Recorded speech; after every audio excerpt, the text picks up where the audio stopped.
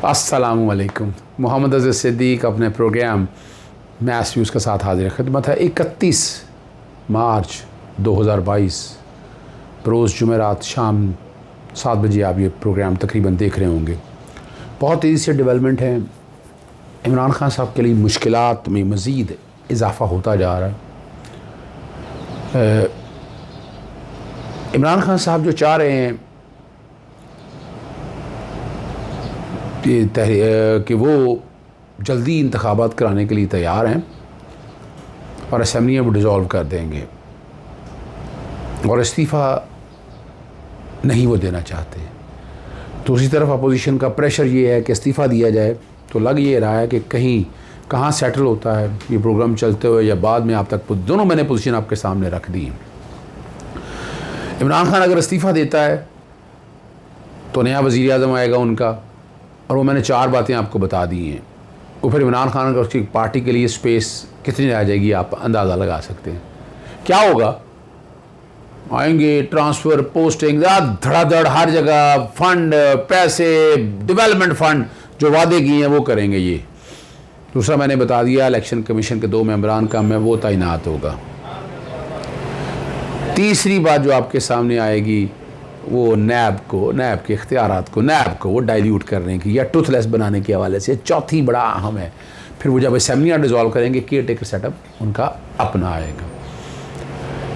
इमरान खान साहब ने अपने पत्ते सही नहीं खेले। मैं आपको बता दूँ आपको, मेरा वो ट्वीट प्रोग्राम लेट ना हो जाए, लेकिन जिस दिन जलसा था उस दिन मैंने कहा था कि उन्हें उस तरफ जाना चाहिए। बहरहाल मामला तो आपके सामने। Chief of the army staff से कम बेश 3 मुलाकातें DGISI मौजूद, तो बड़ी लंबी मुलाकातें हुई और वो अपने तय क्या कर रहा है या क्या नहीं कर रहा ये आप सब लोगों के सामने आ जाएगा। इस प्रोग्राम के बाद शायद कौम से खिताब करना आएगा। कोशिश करूँगा जो सुबह के प्रोग्राम में मैं वो चीज़ कवर कर सकूँ। लेकिन एक बात बड़ी वाज़ेह है, आज नसीम ज़हरा से मैं उम्मीद नहीं रखता था, लेकिन उनके ट्वीट बैकग्राउंड पे चल रहे हैं। धमकी किसने दी ये उन्होंने बता दिया। डॉक्टर असद को कहा कि जब तक वज़ीर आज़म इमरान खान हैं ताल्लुकात बेहतर नहीं होंगे, और उन्होंने बताया कि अमरीकी अंडर सेक्रेटरी स्टेट ने पाकिस्तानी सफ़ीर को मुलाकात के लिए बुलाया, और जब तक वज़ीर आज़म इमरान खान हैं ताल्लुकात बेहतर नहीं होंगे।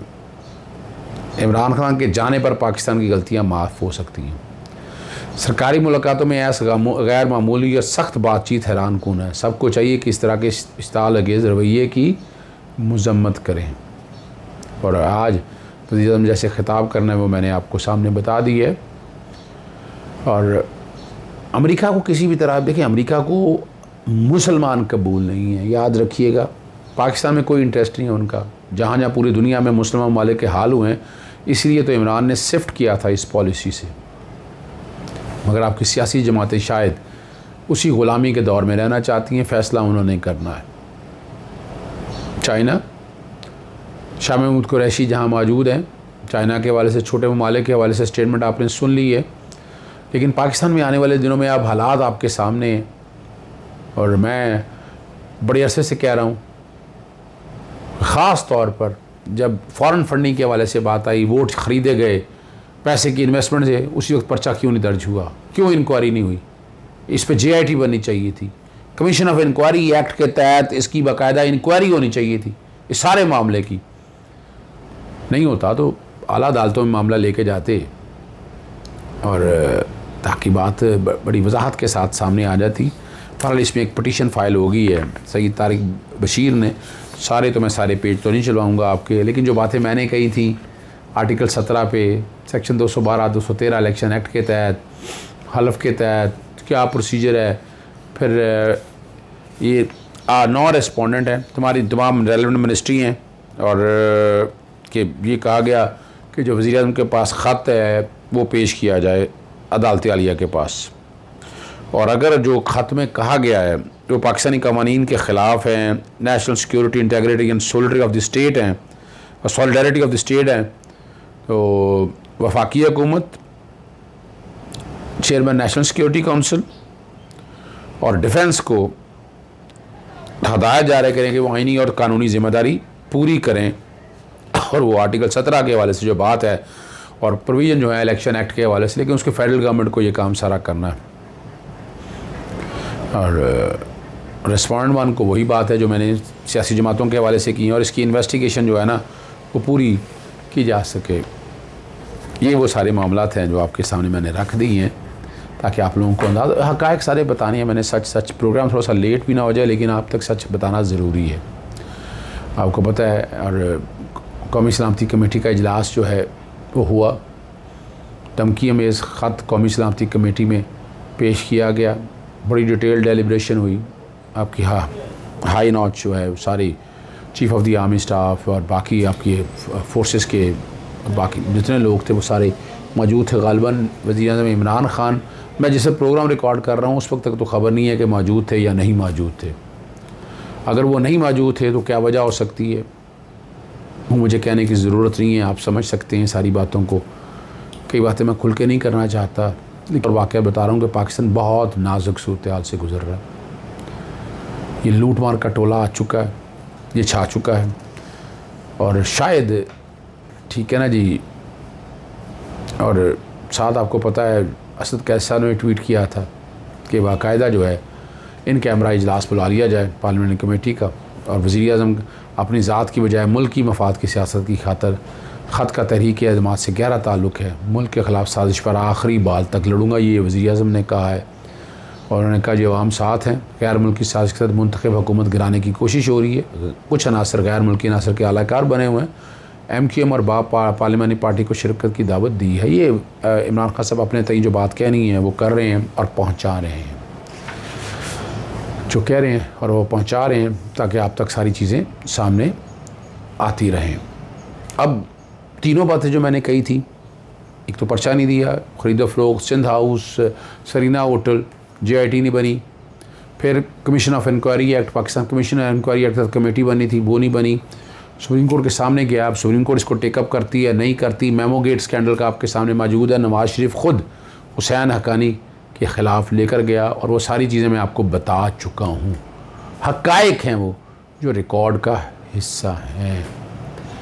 ऊँट किस करवट बैठता है, हालात नाजुक हैं, और इन हालात में तो ख़ास तौर पर इस ख़त को सामने रखते हुए मुतहदा अपोजिशन को तहरीक-ए-एतमाद वापस ले लेनी चाहिए थी। और ख़ास तौर पर वो बैकग्राउंड पे अगर मैं फ़िगर्स भी चला सकूं आपको, 177 में से 177 में से उन्होंने बता दिया, बाकायदा ट्वीट की ख्वाजा आसिफ ने 177 में से शो कर दिए 172, PMLN की 84, PMA, MMA और तमाम सियासी जमातों का फ़िगर उसने बड़ा वाज़ेह तौर पर दिया है, और ताकि फ़िगर्स आपके सामने आ सके। अब 172 ये शो करें, 177 इसमें से अगर पाकिस्तान पीपल्स पार्टी या किसी और जमात का बंदा मिस हो गया, अगर जिस दिन तहरीक-ए-एतमाद पर बहस हुई, तो क्या रह जाएगा आप समझ सकते हैं। तहरीक-ए-एतमाद कामयाब होनी हो तो कोई मुश्किल काम नहीं है, बड़ी आसानी से नाकाम हो सकती है। लेकिन अब इत्तेहादी जमातें साथ खड़ी हैं, जो मुनहरफ अरकान हैं वो भी असम्बली के इजलास में आए और उनकी छत्र छाया में आए, वो माफिया की छत्र छाया में लेकर आए। यहाँ कौन सी ईमानदारी की बातें, कौन से ज़मीर की बातें हो रही, कोई ज़मीर नहीं है यहाँ पर। आप अगर सियासी जमात के तौर पर हैं, आपको चाहिए जाएँ इस्तीफ़ा दें, जाकर दोबारा आएँ। आपको क्या शौक़ है कि आप बैठ के तहरीक-ए-एतमाद में हिस्सा लेना चाहते हैं, और जब इस साजिश की बातें हो रही हैं तो फिर क्या बात रह जाती है, फिर तो हर चीज़ वाज़ेह है, हर चीज़ वाज़ेह है। और साथ ही उन्होंने आपको बताया एक और रेजोल्यूशन जमा करा दी है कि फौरी तौर पर अदम एतमाद पे काउंटिंग कराई जाए और साथ ही नया वज़ीर-ए-आज़म मुंतखब कर लिया जाए। ये आर्टिकल 91 के हवाले से बातें हो रही हैं, सारा कुछ बैकग्राउंड पे नहीं चला रहा, लेकिन आर्टिकल 94 के तहत वज़ीर-ए-आज़म तो मौजूद रहेंगे जब तक नया वज़ीर-ए-आज़म नहीं आ जाता। वो आज भी जाना है, कल भी जाना है। मेरा नहीं ख्याल है इमरान खान 2-4 दिन आगे पीछे करने की शक्ल में इस बात को लेकर जाएगा। इमरान के अपने करीबी लोगों ने बहुत नुकसान पहुंचाया, उनकी एंटी करप्शन की ड्राइव को जो टीम मुंतखब गई वो नहायत नालायक टीम रही है। सारा कुछ आप लोगों के सामने आ चुका है। इस्लामाबाद हाई कोर्ट के अंदर आखिर में जाने से पहले आपको जो है ना जी, यूसुफ रज़ा गिलानी की दरख्वास्त पर समाअत हुई, ठीक है ना जी।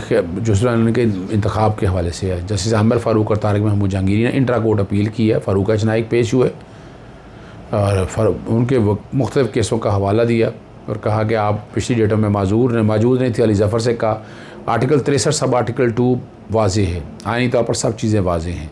ये 63 2 के हवाले से मैंने आपको पता अपना हिसाबदार के बारे में मैंने मामला अदालत में लेके आए हुए हैं और इस्तीफ़े के हवाले से भी बताया एक प्रोसीजर है कि चेयरमैन सेनेट के पास तौहीन की कार्रवाई का इख्तियार है। इस पर बताया फ़ारूक नहीं, चेयरमैन सेनेट को कोई इख्तियार नहीं।